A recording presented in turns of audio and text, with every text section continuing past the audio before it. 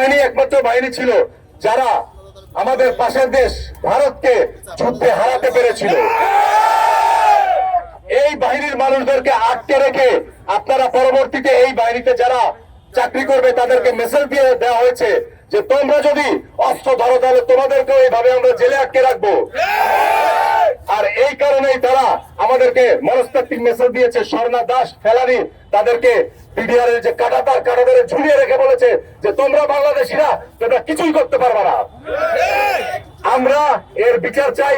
যত ধরনের কমিটি গঠন করা হবে প্রত্যেকটা কমিটিতে আমাদের জুলাই আগস্টে আমরা যারা আন্দোলন করেছিলাম আমাদের উদ্দেশ্য ছিল জবাবদিহিতা থাকতে হবে, স্বচ্ছতা থাকতে হবে।